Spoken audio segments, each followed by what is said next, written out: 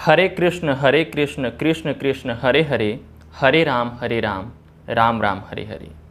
तो राधे राधे साथियों, स्वागत है आप सभी का आज के इस नए वीडियो में।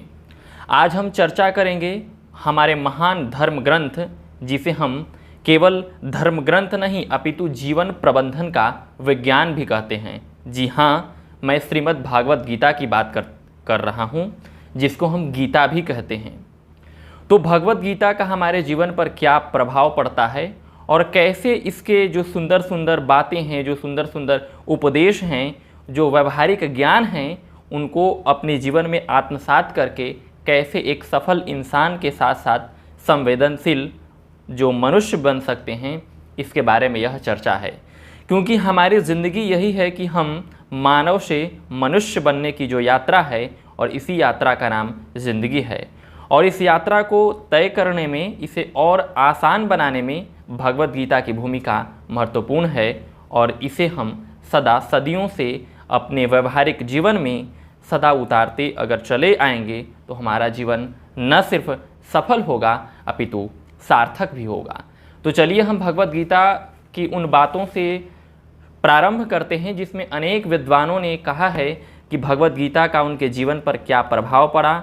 उन्होंने उक्तियों के माध्यम से इसे कैसे बताया है कि गीता जो है हमारे लिए क्या क्या उपयोगी है और किस प्रकार ये मानव के लक्ष्य के साथ साथ उसके वास्तविक लक्ष्यों यानी मुक्ति और मोक्ष के लिए भी यह उत्तरदायी है, और इसके लिए हम इसे जरूर जीवन में आत्मसात कर सकते हैं। तो इसमें सर्वप्रथम नाम जगत गुरु आद्य शंकराचार्य का है। उन्होंने लिखा है कि गीता शास्त्र का अर्थ जानने पर सभी पुरुषार्थों की सिद्धि होती है। तो सभी पुरुषार्थों से हम जानते हैं कि धर्म, अर्थ और काम और मोक्ष, ये सभी जो हैं ये चार पुरुषार्थ हैं। स्वामी विवेकानंद लिखते हैं कि गीता उपनिषदों के उपवन से चयनित आध्यात्मिक सत्य के सुंदर पुष्पों का एक अनुपम गुच्छ है। उसके बाद में डॉक्टर एनी बेसेंट कहती हैं कि गीता कहती है कि संसार से भागने की आवश्यकता नहीं, बाधा संसार में नहीं है अपितु बाधा हमारे भीतर है। अगर हम अपनी बाधाओं को जान सकें और इसके निवारण के लिए प्रयास कर सकें तो हम जरूर निसंदेह अपने जीवन को सार्थक बना सकते हैं। भगनी निवेदिता कहती हैं कि गीता यह भारत की प्राणवायु है, गीता के कारण भारत जीवित रहेगा। इमर्सन कहते हैं कि जीवन में और जगत में ऐसी कोई समस्या नहीं जिसका समाधान गीता में नहीं है। वारन हेस्टिंग्स लिखते हैं कि गीता का उपदेश मनुष्य को उन्नति के सर्वोच्च शिखर पर पहुंचाने के लिए अद्वितीय माध्यम है, यानी इसके समान दूसरा कोई माध्यम नहीं है जो मनुष्य को उसके जीवन के सर्वोच्च शिखर पर पहुंचाए। हेनरी थोरो लिखते हैं कि प्रातः काल उठकर मैं मेरा हृदय, मन एवं विवेक को गीता रूपी पवित्र गंगा जल से स्नान कराती हूँ, वे लिखती हैं। उसके बाद में लोकमान्य बाल गंगाधर तिलक लिखते हैं, वही बाल गंगाधर तिलक जो लाल बाल पाल यानी जो चरमपंथी समूह जो थे स्वतंत्रता संग्राम के दौरान उनके प्रतिनिधित्वकर्ता थे। तो वे लिखते हैं कि मेरे जीवन का ऐसा कोई दिन गया नहीं जिस दिन मैंने गीता के किसी श्लोक का मनन किया नहीं। संत विनोबा भावे लिखते हैं कि मातृ दुग्ध से मेरे शरीर की जितनी पुष्टि हुई है उससे अधिक मेरी हृदय एवं बुद्धि गीता रूपी दुग्ध से परिपुष्ट हुई है। स्वामी राम सुखदास लिखते हैं कि गीता में साधक के लिए उपयोगी साधन माध्यम सामग्री है। गीता का मूल लक्ष्य मनुष्य का कल्याण करना है। अल बिरूनी लिखते हैं कि गीता यह मानवता का सर्वोत्तम आध्यात्मिक ग्रंथ है। हमने प्रारंभ में भी कहा था कि जीवन एक धार्मिक ग्रंथ नहीं है अपितु जीवन प्रबंधन का, यानी जीवन को हम कैसे मैनेज करें वो विज्ञान है। आज के कई प्रौद्योगिकी संस्थाओं IITs में और IIM में भी इस गीता के माध्यम से न सिर्फ नए नए प्रकार के शोधों को संपन्न किया जा रहा है अपितु मानसिक परिष्कार के लिए भी गीता की जो महत्ता है वह सर्वविदित है। आगे लिखते हैं कि जो डॉक्टर APJ अब्दुल कलाम लिखते हैं, भारत के जो पूर्व राष्ट्रपति हैं और साथ ही साथ ये मिसाइल मैन के नाम से भी जाने जाते हैं, तो वो लिखते हैं कि गीता मानव मात्र के लिए शाश्वत प्रेरणा का स्रोत है। सुनीता विलियम्स लिखती हैं, हाँ वही सुनीता विलियम्स जो अंतरिक्ष में लगातार इस बार जो पहुंचने पर लगातार तीसरी बार पहुंची हैं, वे लिखते हैं कि मेरी अंतरिक्ष यात्रा के समय मेरे साथ में रखी गीता प्रतिक्षण मेरा उत्साह बढ़ाती थी। यानी वो जब अंतरिक्ष यात्रा के दौरान गई थी तो साथ में उनके पास गीता था, इसलिए मैं 175 दिन तक लगातार अंतरिक्ष में रहने का विश्व रिकॉर्ड बनाने में सक्षम हुई। सुकर्णो लिखते हैं, जो कि इंडोनेशिया के पूर्व राष्ट्रपति हैं। जब गुटनिरपेक्ष आंदोलन था तो नेहरू, सुकर्णो के साथ साथ जो कई नेता जो थे वो इसके प्रतिनिधित्वकर्ता थे, इसके अगुआ थे। तो वे लिखते हैं कि गीता मात्र व्यक्ति या राष्ट्र विशेष के लिए नहीं है, वह समग्र विश्व के संकट मोचन हेतु अपरिहार्य ग्रंथ है। आगे लिखते हैं दारा शिकोह कि गीता सत्य का पथ निर्देशन करने वाली, सत्य की पहचान कराने वाली, भेदाभेद दूर कराने वाली, आनंददायिनी और विलक्षण कृति है। ओएल होम लिखते हैं कि सबसे सुंदर संभवतः एकमात्र आध्यात्मिक संगीत जो किसी भाषा में उपलब्ध है वह है गीता। दुनिया का सबसे गूढ़ और सर्वोच्च ज्ञान इसमें निहित है। महर्षि वेदव्यास लिखते हैं कि गीता का सर्वदा श्रवण है, कीर्तन, मनन एवं ध्यान करना चाहिए, क्योंकि वह स्वयं पद्मनाभ भगवान श्री कृष्ण के मुखारवृंद से यानी मुखारवृंद से उनके मुख से निकली है, तो अन्य शास्त्रों में जाने की क्या आवश्यकता है। उसके बाद में लिखते हैं भगवान श्री कृष्ण कि मैं सर्वदा गीता के आश्रय में रहता हूँ, गीता मेरा श्रेष्ठ मंदिर है, गीता की सहायता से मैं तीनों लोक का पालन करता हूँ। श्री कृष्ण उसके बाद में गीता अक्षय मणियों की खान है, यदि युगों युगों तक इस खान से मणि निकलते रहेंगे तो भावी कर्णधार इसमें से नए नए अमूल्य माणिक्य पाकर प्रसन्न एवं चकित होते रहेंगे। ये श्री अरविंद लिखते हैं। जम्बेश्वर महाराज लिखते हैं कि श्री कृष्ण भगवान की वाणी गीता कोई सामान्य कविता नहीं, वह तो अनहद नाद है, यानी सिद्ध योगी के हृदय में सुनाई देने वाला दिव्य नाद को हम अनहद नाद कहते हैं। तो वो है, यदि कोई कवि की कल्पित कविता नहीं, यह तो आपके अंतर में बसे हुए अज्ञान को नाश करने वाली महा औषधि है। पंडित मदन मोहन मालवीय कहते हैं कि मेरा विश्वास है कि दुनिया में प्रचलित भाषा में भगवान श्री कृष्ण की उपदेशावली श्रीमद् भगवद गीता के समान छोटे आकार में विपुल ज्ञान से परिपूर्ण द्वितीय ग्रंथ कोई नहीं है।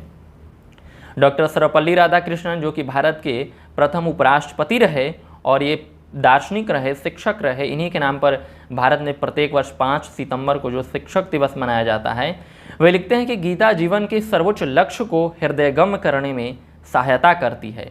इसमें धर्म की मूल धारणाओं पर बल दिया गया है, जो केवल प्राचीन या आधुनिक नहीं है, यह शाश्वत है। डॉक्टर मोहम्मद हाफिज सैयद लिखते हैं कि गीता का उपदेश बिना भेदभाव सबके लिए प्रयोजनीय है। इस ग्रंथ पर अहिंदुओं का, यानी जो हिंदू नहीं हैं, उतना ही अधिकार है जितना कोई भी भारतीय या हिंदू कहलाने वालों का है। यानी वे मानते हैं कि यह केवल धार्मिक ग्रंथ नहीं है, अपितु यह एक ऐसा ग्रंथ है जिसे हम जीवन को अच्छे से समझ भी सकते हैं, संचालित कर सकते हैं, सफल बना सकते हैं और सार्थक भी कर सकते हैं। अब आगे लिखते हैं, भारत के संविधान की मूल जो पांडुलिपि थी, ग्रंथ में जो नीति निर्देशक तत्व के 4th अध्याय के आरंभ में अर्जुन को गीता उपदेश देते हुए भगवान श्री कृष्ण का चित्र है। हाँ, वही चित्र जो पंडित नंद बिहारी जो वो थे, उन लोगों ने शांति निकेतन के चित्रकारों के साथ मिलकर जो भारतीय संविधान है, प्रत्येक पृष्ठ में आप देखेंगे अगर मूल संविधान को, तो चित्रों से उकेरा गया है। तो वो जो है उसमें भी इस चीज़ की हमें अनुभूति होती है और साथ ही साथ हम इस चीज़ को देख भी सकते हैं। आगे गीता जन्मदिनी में है कि गीता में स्नान करने वाला संसार का उद्धार कर सकता है। गीता जन्मदिनी में है कि गीता में भगवान का श्वास है, हृदय है, भगवान की वांगमय रूपी जो है वह हमें प्रतिदिन प्राप्त होती रहती है। अब जर्मन विद्वान वान हम्बोल्ट लिखते हैं कि भगवद गीता विश्व की सबसे सुंदर एवं महान ज्ञान की दार्शनिक कृति है। राष्ट्रपिता महात्मा गांधी लिखते हैं कि मैं तो चाहता हूँ गीता केवल राष्ट्रीय शालाओं में ही नहीं बल्कि प्रत्येक शिक्षण संस्थान में पढ़ाई जाए।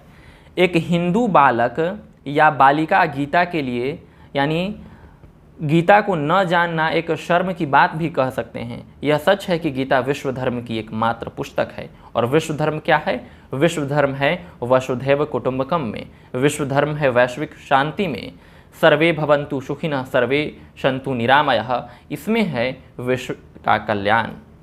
आगे है स्वामी श्री जो महाराज जी लिखते हैं कि गीता ज्ञान प्रसारण के समय विश्व में कोई भी मजहब या संप्रदाय, रिलीजन नहीं था, जिसको हम रिलीजन के रूप में देखते हैं, वो नहीं था। वर्तमान में प्रचलित सभी मजहब या संप्रदाय गीता के हजारों वर्ष बाद प्रचलन में आए। अतः गीता मजहब, संप्रदाय व भेदभाव से मुक्त ग्रंथ है। आगे लिखते हैं कि गीता एक सार्वकालिक यानी सभी समयों में उपयुक्त, यानी सभी कालों को पार करते हुए कालजयी, सार्वलौकिक सारे संसार में व्याप्त, सार्वजनीन यानी सबके लिए उपयुक्त, सभी जनों के लिए उपयुक्त, और मानव शास्त्र है जिसमें परमात्मा को धारण कराती है, इसलिए यह धारण यानी यह जो है धर्मशास्त्र है। और ऐसा धर्म यानी जो धर्म जो है वो धारण करने योग्य है, यानी जिस चीज़ को हम धारण करते हैं वही धर्म है। और आज जिस धर्म की चारों तरफ जो हल्ला हो हल्ला सुनाई दे रहा है वह धर्म नहीं है, वह एक पूजा की पद्धति कह सकते हैं और मानव की उच्छृंखलता भी कह सकते हैं, जिसमें कई प्रकार के चीज़ों को सम्मिलित करके इसे संप्रदायवाद के रूप में भी बढ़ावा दिया जा रहा है। तो धर्म क्या है? यानी व्यक्ति जो धारण करने योग्य है। अब शिक्षक का धर्म है पढ़ाना, और कैसे पढ़ाना? ईमानदारी पूर्वक। विद्यार्थी का जो धर्म है वो पढ़ना, ज्ञान अर्जित करना, और साथ ही साथ उस ज्ञान को सही रूप में उपयोग भी करना है, क्योंकि कहा भी गया है कि ज्ञानम भारः जो क्रियाम बिना, यानी ज्ञान भार के समान है, यदि हम उसको व्यवहार में उपयोग नहीं करते हैं, उसके द्वारा हम चीज़ों को नई नई यानी परिवर्तनगामी नहीं बनाते हैं, तब तक वो क्या है? यह एक भार के समान है। यानी मनुष्य का कल्याण भी ज्ञान में निहित होना चाहिए।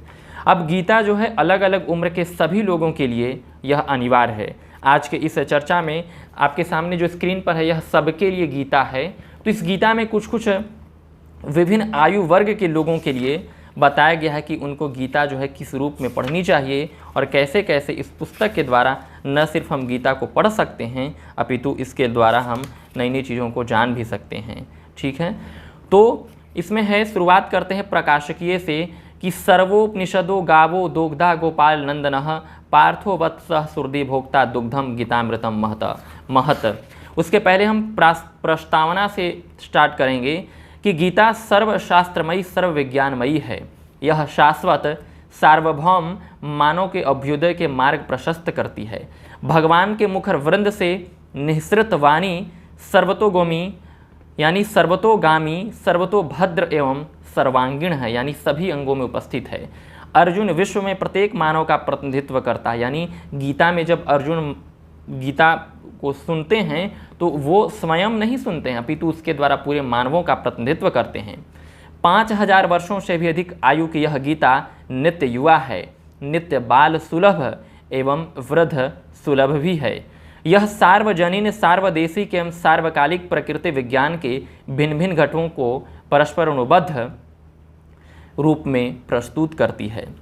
आज समस्त शिक्षण संस्थानों की सभी प्रशाखाओं में संकायों में विभक्त विषयों को देखा जाए तो गीता सभी के बारे में मूलभूत, यानी जिसको हम फंडामेंटल कहते हैं, हमारे भारतीय संविधान में जो फंडामेंटल राइट्स है, तो जो मूलभूत तत्व एवं तथ्यों को उजागर करती है।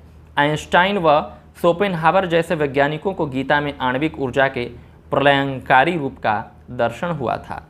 विज्ञान, कला व वाणिज्य शास्त्रों में गीता अभिनव आयामों को प्रस्तुत करती है। मानव मात्र को दिव्य जन्म, दिव्य कर्म एवं दिव्य सुख की ओर प्रेरित करने वाली गीता ही है।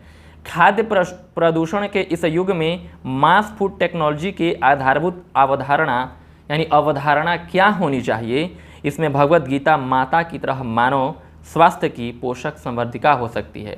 खुद राष्ट्रपिता महात्मा गांधी ने भी गीता को माता के रूप में यानी उनको स्वीकार करते हैं कि गीता जो है हमारी एक माँ के रूप में है। सबके लिए गीता में लेखन ने सर्वदेवो भव की भारतीय दृष्टि को जैसा पुष्ट किया है। बच्चों के लिए गीता से लेकर सब मत संप्रदायों के लिए गीता पर्यंत इन 33 खंडों, जिसमें से हम आज कुछ 4-5 खंडों की चर्चा करेंगे, कि यह सतल जो माला है हमारे 33 वैदिक देवताओं को जैसे संकेतित करती हैं।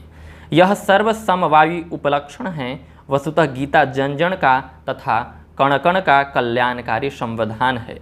आज भारत एवं विश्व में शांति, सामरस्य एवं प्रगति में गीता का दर्शन प्रेरक बन सकता है। अतः विद्या भारती संस्कृति शिक्षा संस्थान सबके लिए गीता नाम से इस विशिष्ट पाठ्य पुस्तक के रूप में प्रकाशित करना अत्यधिक समीचीन है। मैं इस दिव्य प्रेरक ग्रंथ के प्रकाशन हेतु विद्या भारती संस्कृति शिक्षा संस्थान तथा लेखक मान्य कुलकर्णी जी का हार्दिक अभिनंदन करता हूं। यह लिखते हैं डॉक्टर सुरेंद्र मोहन मिश्र, जो कि दर्शनाचार्य हैं संस्कृत विभाग एवं पाली एवं प्राकृत, कुरुक्षेत्र विश्वविद्यालय कुरुक्षेत्र हरियाणा के। तो आइए हम सबसे पहले पढ़ते हैं। अब उम्र के जिस पड़ाव से हमारी दिनचर्या शुरू होती है या हमारी जीवनचर्या शुरू होती है, वह पड़ाव है बचपन, बालपन, यानी जब हम बच्चे के रूप में, एक बालक के रूप में नवजात शिशु से, यानी गर्भ में शिशु से फिर नवजात शिशु और फिर एक बालक के रूप में जैसे जैसे हमारी वृद्धि होती है, विकास होता है, ज्ञान बढ़ती है, चीज़ों को जानने की, इंद्रियों को समझने की हमें सोच विकसित होती है, तभी से गीता की महत्ता जो है हमारे लिए अनिवार्य बन जाती है। अब लिखते हैं लेखक कि बच्चों के लिए गीता शीर्षक पढ़कर किसी को भी आश्चर्य हो सकता है। छोटे छोटे बच्चे क्या गीता पढ़ पाएंगे? क्या वे कुछ समझ पाएंगे? तो फिर बच्चों के लिए गीता का क्या प्रयोजन? ऐसे प्रश्न उपस्थित होना स्वाभाविक है। यहाँ हम 3 से 10 वर्ष की आयु के बच्चों का ही सोचें तो उनका सुनने और बोलने का काफ़ी विकास होता है। वे अपनी भाषा में काफ़ी कुछ जानकारी प्राप्त करते हैं। आजकल तो बच्चे बहुत तेज होते हैं, ऐसा हम मानते हैं। 3-4 वर्ष की आयु में बच्चों को स्कूलों में भी भेजा जाता है। पढ़ना लिखना आरंभ होता है। इतना जब होता है तो बच्चों को श्रीमद् भगवद गीता के श्लोक सुनाना और उच्चारण करवाना निश्चित रूप से संभव है। थोड़ी संख्या में क्यों न हो, जागरूक और सुरुचि संपन्न अभिभावक अपने बच्चों को गीता के श्लोक सुनाते हैं और बच्चे कंठस्थ करके बोलते हैं। ऐसा करने वाले बच्चों में गीता के कई अध्याय और यहाँ तक कि संपूर्ण गीता कंठस्थ कर ली है। ऐसे बच्चे भी दिखाई देते हैं। यह कैसे संभव होता है? शैशव में बालक बालिकाओं की स्मृति शक्ति यानी मेमोरी जो है बहुत अच्छी रहती है। हम सभी जानते हैं कि जो मेमोरी जो है वो शार्प रहती है। वे कोई भी गीत कहानी सुनकर याद कर लेते हैं। आजकल की शिक्षा में बालकों की स्मृति शक्ति का समुचित विकास नहीं किया जाता। उन्हें शुरू से ही रट्टू टोटे के रूप में बना दिया जाता है। उदाहरण के लिए पहाड़े याद करवाना अभी इसका महत्व कम हो गया है। बच्चों के हाथ में गणक यंत्र यानी कैलकुलेटर आ गया है और उस पर निर्भर हो गए हैं। परिणाम स्वरूप स्मृति शक्ति घट रही है और स्मृति शक्ति का विकास करने के लिए बचपन में अधिकाधिक कंठस्थ करवाना लाभदायक होता है। बचपन के संस्कार स्थायी होते हैं। बचपन में याद किए गए दोहे, कविताएं, भजन, स्तोत्र आदि बड़े होने पर भी स्मरण होते हैं। यानी बचपन से जब हम अच्छी चीज़ों को, अच्छी आदतों को विकसित करते हैं तो वह जो है बड़े होने पर भी वह बनी रहती है। तो बचपन में जिस प्रकार स्मृति शक्ति प्रभावी होती है, किशोर तरुण अवस्था में वैसी नहीं रहती। 15-16 वर्ष के बाद स्मृति शक्ति कम होती है, किंतु उसकी बौद्धिक बुद्धि का विकास होता है। अर्थात बोध शक्ति है वह अधिक काम करती है। बचपन में याद की हुई बातों का अर्थ भाव समझने की क्षमता बढ़ती है। इस दृष्टि से बचपन में स्मृति शक्ति का पूर्ण विकास होना चाहिए, अर्थात अधिकाधिक याद करना चाहिए। गीता के श्लोक अध्याय कंठस्थ करवाने का योग समय बचपन ही है। गीता के श्लोक सुनने से एकाग्रता का विकास होगा और श्लोकों के उच्चारण से वाणी शुद्ध होगी। यानी अगर हम वाणी को शुद्ध करना चाहते हैं या बच्चे बचपन में जो कुछ तोतले किस्म के भी बोलते हैं तो उसको कैसे हम एक शुद्ध रूप में उच्चारण करवा सकते हैं, इसके लिए भी गीता के श्लोकों का जो संस्कृतमयी है और संस्कृत को एक वैज्ञानिक भाषा के रूप में भी नासा एवं अन्य वैज्ञानिक संस्थाओं ने भी स्वीकार किया है, तो यह उपयोगी होगी। गीता जो है संस्कृत भाषा में होने के कारण उच्चारण के दोष दूर हो सकते हैं, क्योंकि संस्कृत में अशुद्ध उच्चारण को कोई स्थान नहीं। संस्कृत भाषा जिस प्रकार वाणी को शुद्ध करती है, वैसे ही मन को भी सद्विचारों से विकसित करती है। गीता मनुष्य को कर्म प्रवण करती है, यानी उसमें बताया गया है कि जो है कर्म आप करते जाइए, फल की चिंता नहीं कीजिए। वैसे ही मन को भी सद्विचारों से विकसित करती है। गीता मनुष्य को कर्म प्रवण करती है। मन, वाणी और कर्म से मनुष्य को दैवी गुणों से परिपूर्ण करने की शिक्षा देने वाली है गीता। इसलिए बचपन में ही बच्चों को गीता का सामान्य परिचय प्राप्त होने की आवश्यकता है। बच्चों को गीता के श्लोक कंठस्थ करवाना मात्र पर्याप्त नहीं है, कहानी और चित्रों द्वारा गीता की मूल बातों को समझाया जा सकता है। यानी उनको केवल याद कराने से आपका फर्ज अदा नहीं हो जाता है। ऐसे प्रयोग कई संस्थाएं कर रही हैं। छोटे छोटे सचित्र किताबों और सांद्र मुद्रिका यानी सीडी भी बनी हुई है, जिसके माध्यम से बच्चे सीख सकते हैं। उनका उपयोग करना लाभदायक है। घरों में, महाविद्यालयों में बच्चों का जन्मदिन मनाने की परंपरा है। जन्मदिन पर गीता का पूजन एवं पाठ करवाने से भी गीता का परिचय प्राप्त हो सका। आप गिफ्ट के रूप में, उपहार के रूप में गीता को भी प्रदान कर सकते हैं एवं नई परंपरा को आप विकसित कर सकते हैं। गीता ज्ञान का प्रदीप है। प्रदीप यानी जो स्वयं से प्रकाशित होता है। प्रदीप्त और अप्रदीप्त वस्तुएं हैं, तो अगर हम अप्रदीप्त हैं तो गीता की जो प्रदीप्तता है उसको लेकर अपने अंतस को प्रदीप्त कर सकते हैं। जन्मदिन पर गीता रूपी ज्ञान का प्रदीप जलाना चाहिए, अर्थात गीता के कुछ श्लोक या अध्याय का पाठ किया जाए। बच्चों के माता पिता का कर्तव्य बनता है कि बच्चों के बचपन से ही अपने धर्म, संस्कृति, सदग्रंथ और महापुरुषों का परिचय कराए। राष्ट्र की सांस्कृतिक धरोहर आने वाली पीढ़ियों को हस्तांतरित करना शिक्षा का कार्य है। इसमें शिक्षकों की भूमिका भी महत्वपूर्ण है। गीता का अर्थ गाना होता है, अर्थात गीता गेय है, गाने की है, पद्य है। इस दृष्टि से आदि शंकराचार्य ने गेयम गीता नाम सहस्त्रम कहा है। गीता को पढ़ना, सस्वर गाना प्रत्येक भारतीय का कर्तव्य है और इसका प्रारंभ बचपन में होना मंगलकारी है। बच्चों को कौन से श्लोक कंठस्थ करवाने चाहिए, इसका कोई नियम नहीं। कई लोग धर्म क्षेत्र कुरुक्षेत्र से प्रारंभ करते हैं, कोई 12 या 15 अध्याय जो है कंठस्थ करवाते हैं। कुछ लोग विभिन्न अध्यायों से चुने हुए श्लोक याद करवाते हैं। कंठस्थ किए गए श्लोकों के वाचन की प्रतियोगिताएं स्थान स्थान पर होती हैं। प्रेरणा के लिए पुरस्कार भी दिए जाते हैं। इसमें व्यक्तिगत अभिव्यक्ति का अवसर मिलता है, किंतु समूह रूप में गीता का पाठ कम होता है। कहीं कहीं 100, 200, 1000 छात्र छात्रा मिलकर गीता का पाठ करते हैं। इसका अच्छा प्रभाव होता है। जिनको बचपन से किसी कारणवश गीता श्लोक गाने का अवसर नहीं मिला, वे क्या करें, यानी प्रश्न हो सकता है। तो वो विद्यालय, महाविद्यालय में अपने कर्म जीवन में गीता पाठ का आरंभ कर सकते हैं, किंतु उस समय बालक जैसी सीखने की इच्छा रहनी चाहिए। यानी सीखने की इच्छा जो है एकदम प्रबल होनी चाहिए। किसी महापुरुष ने कहा था कि मैं जैसे सीखता हूँ कि मैं रोज़ नए नए चीज़ों को सीखने का प्रयास करता हूँ, किंतु उस समय बालक जैसे सीखने की इच्छा रहनी चाहिए। संस्कृत में अर्थात मूल गीता पढ़ना, सही उच्चारण करना, कष्टकर होने पर भी प्रयास करना चाहिए। किसी जानकार गीता पढ़ाने वाले व्यक्ति के पास जाकर श्लोकोच्चार सीखना चाहिए। बच्चों से लेकर वृद्ध, अतिवृद्ध कोई भी गीता पढ़ने का अधिकारी है। गीता सबके लिए है।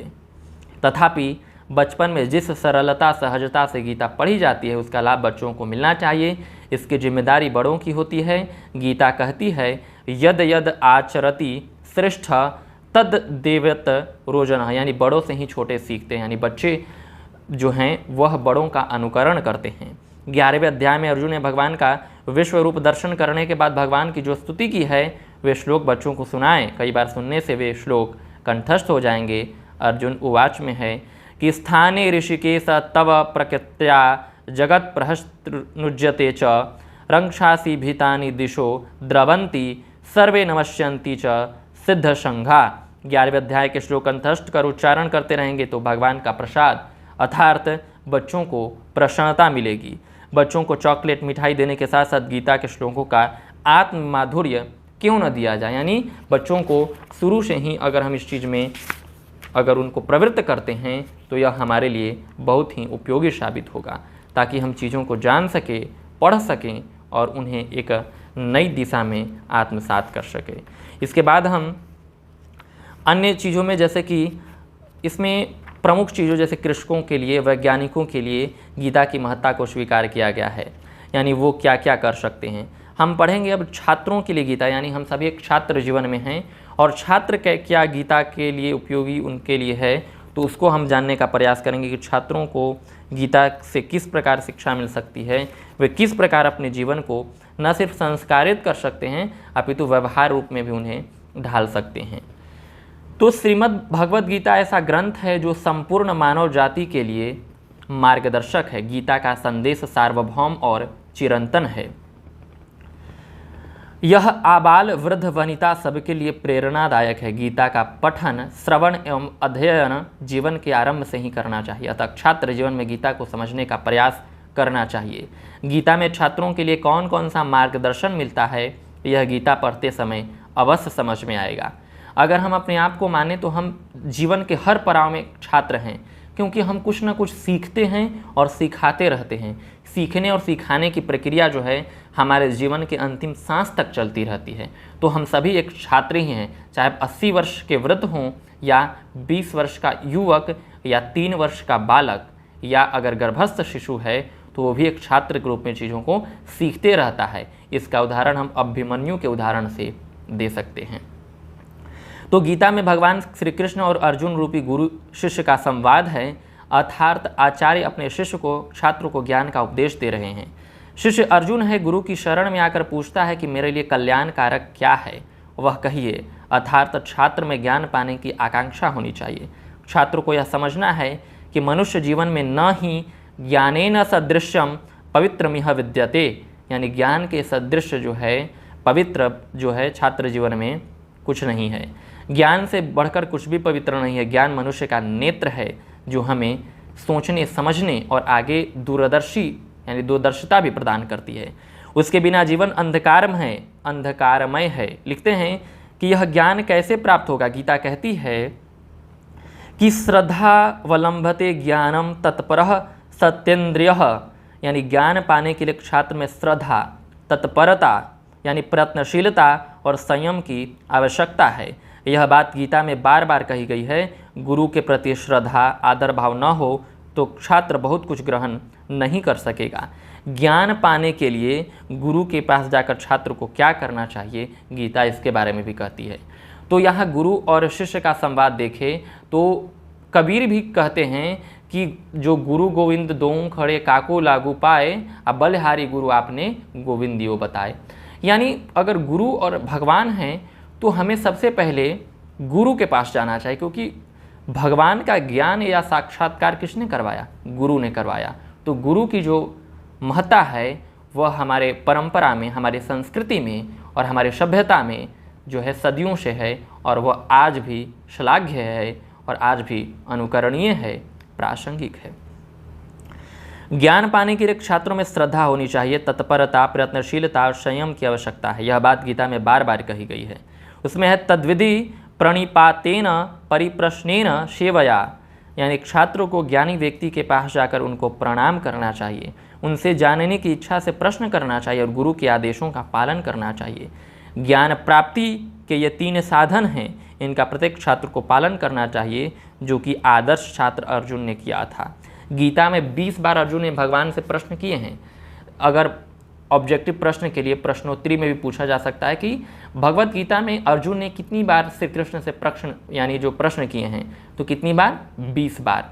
छात्रों को भी अपने आचार्य से प्रश्न पूछनी चाहिए। जो छात्र जिज्ञासावर्ष प्रश्न पूछता है उसकी उन्नति होती है। छात्र का मुख्य काम क्या होता है, अध्ययन। एक सुवचन है छात्राणाम अध्ययनम तपः, यानी छात्रों के लिए अध्ययन जो है छात्रों के लिए अध्ययन जो है वह तप के समान है। छात्रों के लिए अध्ययन के करना केवल कर्तव्य ही नहीं है, अपितु तप है। तप में ताप अर्थात कष्ट उठाने पड़ते हैं। तो ताप में जो यानी तप में ताप है अर्थात कष्ट उठाने पड़ते हैं। छात्र कभी आलसी नहीं होता। यदि छात्र आलसी हो तो आलस्य कुतो विद्या, यानी आलसियों के पास विद्या कहाँ और विद्यार्थियों के पास जो है आलस कहाँ। तो यानी विद्यार्थी के पास आलस नहीं होना चाहिए, और आलसी जो है तो उनको विद्या की प्राप्ति नहीं हो सकती है। विद्या कहाँ से प्राप्त हो, गीता में 3 प्रकार का तप किया गया है, शारीरिक, वाचिक और मानसिक। यानी शारीरिक तप होता है, एक वाचिक तप यानी बोलकर, और एक है मानसिक तप यानी अपने मस्तिष्क में सोच समझकर। ये तीनों तप हैं।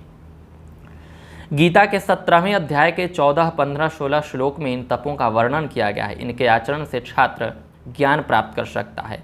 अध्ययन करने में सबसे बड़ी समस्या है मन की चंचलता, यानी हमारा मन जो चंचल है वह भटकता रहता है। तो सभी छात्र छात्राओं के लिए यह सर्वमान्य समस्या है, और निद्रा को जीतने वाले गुड़ाकेश अर्जुन को भी यह समस्या थी, इसलिए अर्जुन ने भगवान श्री कृष्ण ने प्रश्न किया था कि चंचल ही मनः कृष्ण प्रमथि बलवद दृढ़म तस्याम निग्रहम मन्ये वायरीव सुदुष्करम। हे कृष्ण, यह मन बड़ा चंचल, हठी और बलवान है, इसको वश में लाना वायु को रोकने जैसा अत्यंत कठिन कार्य है। इस प्रश्न के उत्तर में भगवान ने 2 उपाय बताए हैं जो सभी छात्रों के लिए उपयोगी है। एक है अभ्यास। अभ्यास के बारे में भी कहा गया है कि करत करत अभ्यास ते जड़मति होत सुजान और रसरी आवत जात तय सिल पर पड़त निशान। यानी अगर लगातार हम अभ्यास करते जाएं तो एक जो बरदराज की कहानी भी सुने होंगे, तो जो बरदराज था इसी प्रकार का एक छात्र था जो चीज़ों को नहीं सीख पाता था। तब गुरु जो है उनसे थक हार कर एक कुआं के जगत यानी उसका जो किनारा है वो उसको दिखाते हैं कि देखो यहाँ पे कि अभ्यास करते करते ये जो कोमल रस्सी से यानी कोमल रेशम के रस्सी से अगर पत्थर को काटा जा सकता है तो तुम अगर प्रयास करोगे, अगर मेहनत करोगे तो क्यों नहीं ये प्राप्त हो पाएगा। तो इसी में और दूसरा है वैराग्य। अभ्यास का अर्थ एक ही बात को बार बार करना है और श्वास पर नियंत्रण लाना। इसके लिए आसन, प्राणायाम, ध्यान, तप यह उत्तम उपाय है। वैराग्य का अर्थ है मन जहाँ जहाँ जाता है वहाँ से उसको रोकना। यानी मन विभिन्न कार्यों में संलिप्त रहता तो उनको कैसे हम वापस रोक सकते हैं, इसके भी गीता की महत्ता जो है सर्वविदित है। मन पर बुद्धि विवेक की लगाम से वश में आ सकता है। चंचलता को रोकने के लिए अपने अध्ययन के विषय पर मन को एकाग्र करने का प्रयास करना होगा। गीता के अंत में भगवान ने अर्जुन से पूछा, क्या मैंने जो बताया है वह तुमने एकाग्रचित्त से श्रवण किया है। इसका अर्थ है कि छात्र को अपने शिक्षक की बात एकाग्रचित्त होकर सुननी चाहिए। अर्जुन ने भगवान के उपदेश को बड़े ध्यानपूर्वक सुना था। गीता कहती है कि छात्र को दैववादी नहीं प्रयत्नवादी होनी चाहिए। उसको आत्मविश्वास होना चाहिए, अपने को गिरने नहीं देना चाहिए। गीता के आत्मसंयोग नामक 6ठे अध्याय में भगवान ने कहा है, क्या कहा है कि उद्धरे मनुष्य अपना उद्धार उन्नति जो है स्वयं करे और अपने को अधिगति में न जाने दे, क्योंकि मनुष्य आप ही अपना मित्र है और आप ही अपना शत्रु है। अपनी उन्नति के लिए आवश्यक है आत्मसंयम। अपने शरीर, मन, बुद्धि को संयमित या नियंत्रित करना अपना ही काम है। यह दूसरा कोई नहीं कर सकता, आप स्वयं कर सकते हैं। छात्रों को किसी विषय में संयम बरतना चाहिए।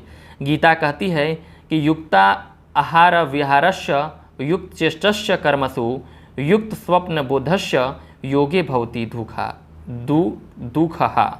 उच्चारण में कुछ समस्याएं उत्पन्न होती है तो आप उसे क्षमा प्रदान करें उसके लिए हमें, लेकिन हम पूरी प्रयत्नशीलता से कोशिश करते हैं कि आपको पूरी की पूरी बात को समझाया जा सके। इस श्लोक में मुख्यतः 3 बातें कही गई हैं। यहाँ युक्त शब्द को समझना होगा। युक्तार्थ का अर्थ है यथा योग्य, अर्थार्थ कम भी नहीं और अधिक भी नहीं, यानी जिसकी जितनी आवश्यकता है, न कम न ज़्यादा। पहली बात आहार विहार की है। छात्र को चाहिए कि वह न तो अधिक खाए, यानी न अधिक खाए और न ही भूखा रहे। भोजन की मात्रा या परिमाण तय करना बड़ा कठिन होता है, फिर भी प्रयत्न करने पर उस पर नियंत्रण किया जा सकता है कि हम ज़्यादा ना खाएं और ज़्यादा कम भी ना खाएं। एक संतुलित आहार खाएं, जो हमारे विज्ञान में भी बैलेंस फूड के बारे में बताया गया है। दूसरा बात है विहार, अर्थात घूमना फिरना। आजकल कुर्सी पर बैठकर संगणक यानी कंप्यूटर, दूरदर्शन, लैपटॉप, मोबाइल पर ज़्यादा समय बिताया जाता है। चलने की आदत ही छूट गई है। थोड़ा दूर जाने के लिए भी बाइक चाहिए, चलेंगे नहीं तो शरीर भी काम नहीं करेगा। इसके बाद कहा कि कर्मों में यथा योग चेष्टा हो। कुछ समय काम और कुछ समय विराम होना चाहिए, विश्राम होना चाहिए। तीसरी बात यथा योग सोना और जागना, यानी समय से सोएं और समय से जागें। सोने और जागने का जो निर्दिष्ट समय हो तो शारीरिक और मानसिक स्वास्थ्य अच्छा रहेगा। ये सभी छात्रों के लिए परम आवश्यक हैं। सब समय उत्साह और प्रसन्नता का अनुभव होगा। मन जो है हमारा एकाग्र रहेगा। छात्र इन 3 बातों को साथ लें तो उसका दुख होगा ही नहीं। गीता का 6ठा अध्याय छात्रों के लिए अत्यंत उपयुक्त है। छात्र जीवन कर्ममय जीवन होता है। गीता कर्म नहीं कर्मयोग की बात कहती है। गीता माता के रूप में है। छात्रों को अपने कर्म योगस्थ अर्थात एकाग्रता से करना चाहिए। इसको समझ लें तो छात्र का जीवन शक्ति निश्चित रूप से यशस्वी होगा और अध्ययन करने में, परीक्षा देने में आनंद का अनुभव होगा।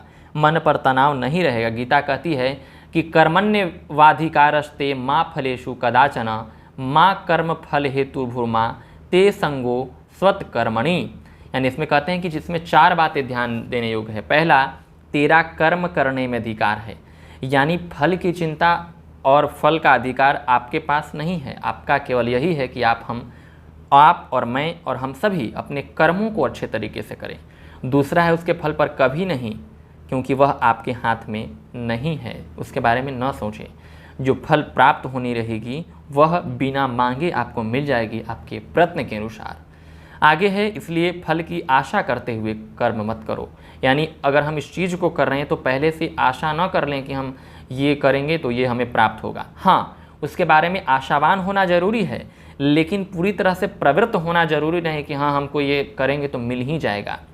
आप कर्म कीजिए, फल न मिलेगा ऐसा मानकर तुम्हारी कर्म न करने की प्रवृत्ति न हो। फल प्राप्त हो सकता है बिल्कुल, तो आप अपना कर्म में 100% दीजिए।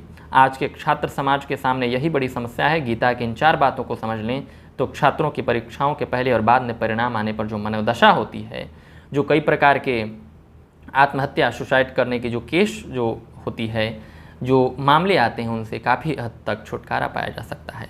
छात्र जीवन में पढ़ाई के साथ साथ अपने व्यक्तित्व का पूर्ण विकास करने का अवसर होता है। इसके लिए छात्रों को दैवी गुणों को, जीवन मूल्यों को जानकर उनको अपनाने का निरंतर प्रयास करना होगा। गीता के 16वें अध्याय के प्रारंभ में भगवान श्री कृष्ण ने दैवी गुण संपदा के रूप में जिन गुणों का वर्णन किया है वे सारे छात्र समाज के लिए उपयोगी है। वे कहते हैं कि इन गुणों की तालिका में सर्वप्रथम है अभयम, यानी भय रहित होना। बाद में स्वाध्याय और तप कहा है, यानी सेल्फ स्टडी जिसको बोलते हैं वो, और एक तप है। तो अध्ययन को तप भी कहा गया है, तो ये तप के रूप में है। इस अध्याय के पहले श्लोक में कहा गया कि अभयम सत्व संसु ज्ञान योग व्यवस्थिति दानम दमश्च यज्ञश्च स्वाध्यायस्तप आर्जवम, यानी भय का न होना, अंतःकरण की पूर्ण निर्मलता, ज्ञान के लिए ध्यान योग स्थिति में देने का अभ्यास, इंद्रियों का दमन, उत्तम कार्यों का आचरण, सद्ग्रंथों का पठन पाठन और अंतःकरण की सरलता जीवन में सफलता के लिए ये सारे गुण मनुष्य के प्रयत्न जो हैं, मनुष्य को प्रयत्नपूर्वक अपनाने पड़ते हैं। हर एक छात्र को अर्जुन जैसा शिष्य बनने की साधना करनी चाहिए। अर्जुन भगवान का प्रियतम शिष्य था, उसके अपने आप को भगवान के चरणों में समर्पित किया था उन्होंने। छात्र को भी भगवान के सम्मुख नित्य प्रार्थना करनी चाहिए, हे हंसवाहिनी ज्ञानदायिनी अम्ल विमल मति दे, यानी हमारी मति का हमारी बुद्धि का परिष्कार हो, यही हमें आशा करनी चाहिए। और न सिर्फ प्रार्थना करनी चाहिए, अभी तो अपने स्वयं के प्रयासों से उसे फलीभूत करना चाहिए। तो आपने पूरे धैर्य से अंत तक देखा, इसके लिए आपका बहुत बहुत आभार, बहुत बहुत धन्यवाद। जुड़े रहिए हमारे साथ। जय श्री कृष्ण। हरे कृष्ण कृष्ण कृष्ण हरे हरे, हरे राम राम राम हरे हरे। प्रेम से बोलिए राधे राधे।